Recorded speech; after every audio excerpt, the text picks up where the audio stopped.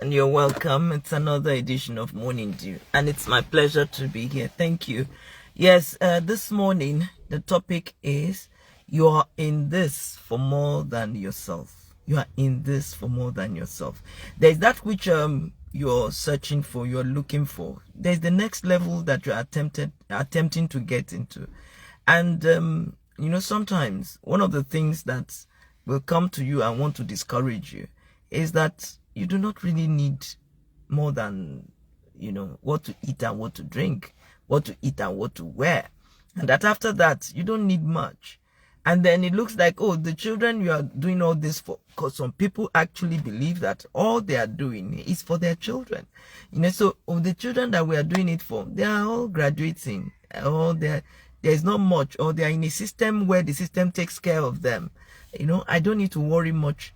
And so there's not much that I need to, to get for, to work for. Let me disappoint you and tell you that no, it is not just about you. What God wants to do through you goes far beyond you. It is not so that you can feed yourself and your family alone. That is basic, yes, but much more than that, so that you can deliver a generation, so that you can bring solutions to a generation. And so because of this, there is need for you to strive a little more. Now, in politics, I have poor network. Now, in governance, I have seen something, and it has happened oftentimes that you find out that those who are godly, who are contented in their godliness, I find out that they do little. I don't want to mention names, and I don't want to mention situations, because it will be easy for someone who knows about this looking at me to know who I'm talking about. But you see, for instance, if there's an opportunity to do something for like 100 people, to gain something, or for 100 people to be employed, or for, that kind of thing that brings joy to at least a certain number of people, you will find out that the ones that are godly, in quotes, those who have found contentment in life, and they're like, I will not steal, I will not touch government this, I will not do that, they will most likely not get it done. They will most likely not strive for that extra, because they don't want anything to tarnish their image. They don't want anything to tarnish their name. And they know that when it comes to stuff, once they have handled some money, extra money, apart from the one that's, in their office, their salaries, you're probably going to think they have chopped. So because of that, they are wary. They don't strive to do much. And that is not the will of God. There are so many that could gain from what they should do. But because, you understand, in this godliness, they are in this godliness walk, they are so conscious of, being taught to be like everybody. So they don't struggle for things. Now, here's the thing. Let me give you a few points that you must note. The Bible says godliness with contentment is great gain. Yeah, it's true. That contentment is talking about for you.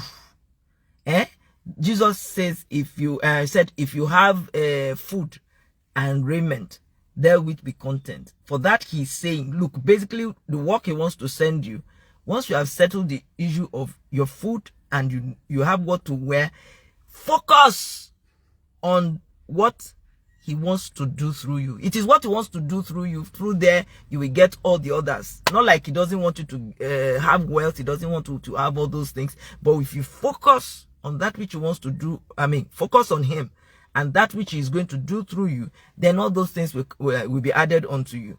So when you say here godliness with contentment, when you hear when you have your clothes and your food, be content, it's not talking about you not daring to do anything else because you have your food and raiment. You are a contented, godly person. No, the whole world suffers because good people are so contented, not just with the network is a bit poor.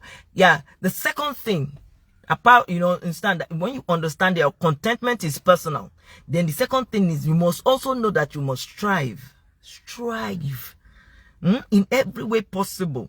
The same way someone who wants to, the person is striving because of personal gain. You see, they strive more because there's personal gain for them. They can see their gain. They know what they will gain from it. Okay, if I can write this, I am in office. If I can push this to Mr. President and he will agree for me to do it, if the Mr. President will agree to this project, what it will mean is that henceforth, you know, I can be seeing small money to keep in my pocket.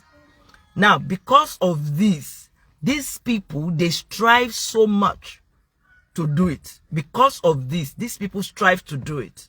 You know, but in your own case, you are doing things the godly way. You are godly. Will not make you to slow down on your quest to do things right. That itself means that you do not believe in God enough. Because they are passionate. They are doing this because of their pockets. They strive, they push, they do everything to get certain projects to come through for them in their office. But in your own case, once you try a little bit and it doesn't come, you just fold your arms, you know. It's like, it's not cuckoo for my personal gain. All I want to do is just to help the world. I want to help my constituents. I want to do what is right. These people, they know themselves. And so you do not strive as you should. That is not the will of God for you. The fact that you are not going to steal the money, the fact that you are not going to put it in your pocket, should even push you harder to strive to get it, not less. That will not last. If people who are doing it because of gains that will not last, if they can do certain things, then you can do it more. You should be more passionate than them, not less. You should not be less passionate because the money will not come into your pocket. That itself only shows that you are carnal. Because if you don't steal, because God says we should not steal, you know you should not steal, and you have disciplined yourself, you will not steal government money, you will not steal money where you work, you will not, you know, you are put as chairman of something, you will not steal money, you will not do anything. Good, that's what God wants. But if because of that, you will not now be as passionate to do things as those who steal, then you are still carnal. It means you see with the eyes, with your plain eyes like this. That's all you see with. Because if you see with your inner eye, if you are seen as a spiritual person, then you will see the value in being able to do the things that please God, in being able to get the project, get the thing done, get approval for that which you want to do, which you know will be not less passion to push for it. You will have more passion to push for that which you want to push for, not less. Don't have less passion because you are not going to steal it. No, press for it, push for it, because God has need of it. Press for it because that the people who are going to benefit from that which you are going to do, you know, they need it more than you think. And then sometimes you now look like, if I push, if I'm seeming thing, you know, you shouldn't be laid back about everything, pushing for nothing, desiring nothing, you know, trying to get nothing, you know, while others are running and everything, you just put your hand, you're like, it's one thing not to push for position, you know, push for position in office or something like that, knowing that it is God that gives you that. This is different from what I'm saying, because that's how I also operate. I know that there is nothing that will be given to me that is not from God.